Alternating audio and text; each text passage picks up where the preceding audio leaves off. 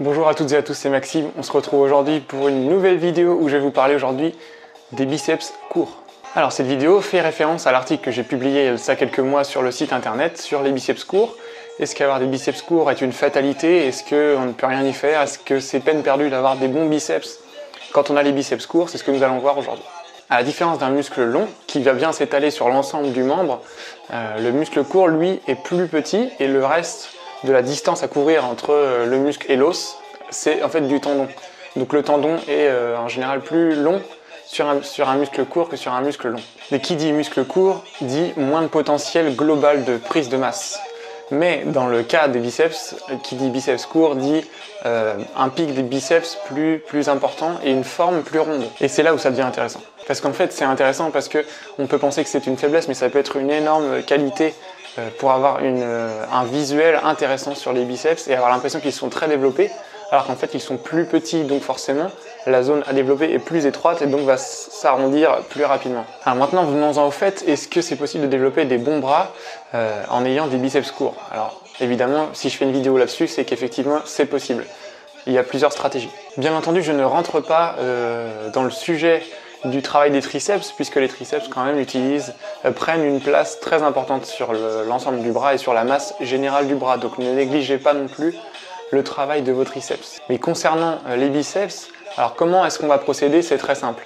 On va tout simplement se focaliser plus sur les muscles synergiques, donc les muscles qui sont autour du biceps brachial, pour combler un petit peu ce manque de place sur le bras. Donc première stratégie, c'est de travailler le brachial qui est le muscle en dessous le biceps. Donc il est en dessous, il va aider à prendre du volume sur l'ensemble du bras, il va légèrement pousser le biceps vers le haut, ce qui va donner une impression visuelle d'un muscle plus gros. Et en fait, le bodybuilding et le culturisme, c'est vraiment du visuel, quoi.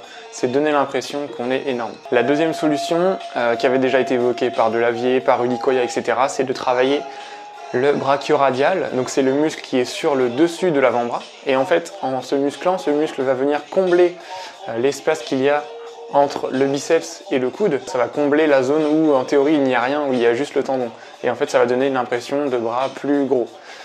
Et ça peut être une solution justement pour combler ce manque de volume. Donc surtout, ne désespérez pas, c'est tout à fait possible. Brachial, brachioradial, travaillez quand même vos biceps, hein, mais évitez, d'ailleurs j'ai oublié de le mentionner, évitez les mouvements où ce muscle est très étiré, parce qu'en fait comme il est plus petit, il est plus sujet aux blessures, aux déchirures tendineuses, musculaires, etc. Donc faites attention au soulevé de terre si vous êtes en prise supination, faites attention en curl incliné si c'est très lourd et que vous tendez complètement les bras.